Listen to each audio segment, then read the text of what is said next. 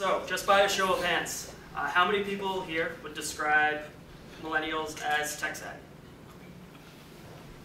About everyone. What about lazy? Spoiled? Selfish, even? Well, interestingly enough, according to one of our data sources, millennials also describe themselves this way. What we looked into is that they are very much also consumers. And so what are the opportunities, what are the different ways that we can leverage their $1.4 trillion spend? So I'll turn it right over to Brian. Thank you.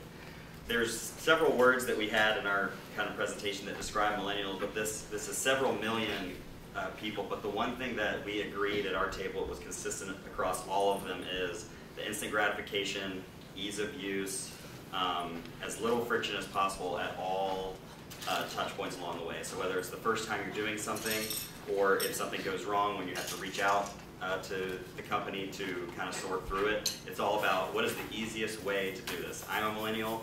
I will do absolutely everything I can to not call a 1-800 number. Absolutely anything. Oddly enough, though, when I'm talking to my friends, I will talk on the phone. But when it comes to interacting with a company, I absolutely will. I just, anything but. Online tickets, online chat, any of those things.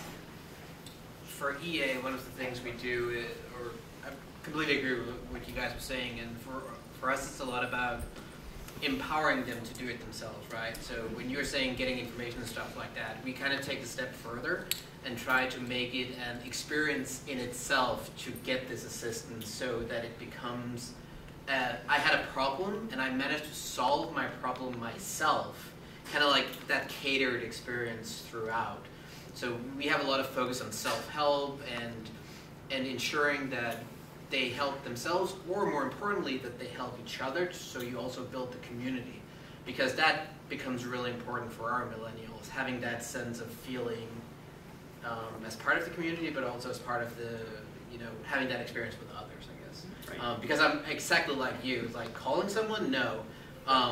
But also just because time is so important to this group of people that you want to be able to multitask, and you can't do that on the phone, right? You want to be able to experience whatever product you're in or whatever experience you're in without it feeling intrusive. And if I have to be on the phone with 10 minutes with AT&T, that's intrusive, right? Right. Our customer base is male, generally 25 to 45, and we sell jewelry. A lot of engagement rings. So we found that social is very important in communicating to our customers. Her because she's an influencer of what he buys, and then him because he's generally the buyer.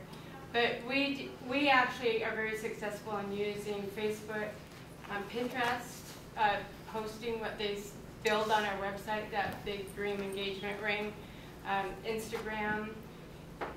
We also use Twitter as well. But we also use a blog, and it's one of the really important things in our business, and I think it's true in most, is trust. And we use our blog really effectively to put a lot of rich content out there, education, things that will help someone who's already a very smart customer but maybe isn't a jewelry expert, help them become even more knowledgeable. So it's a lot of great, short, rich content articles, and we've found that that's been very effective in helping build the millennial base. What we kind of realized is, getting back to millennials, efficiency, ease of use, everything, if you kind of address these things to cater to millennials as consumers, you'll also benefit all of your customers. Anything when it comes to efficiency, anything, I'm not sure who wouldn't like something like that. And so that's kind of just where we landed.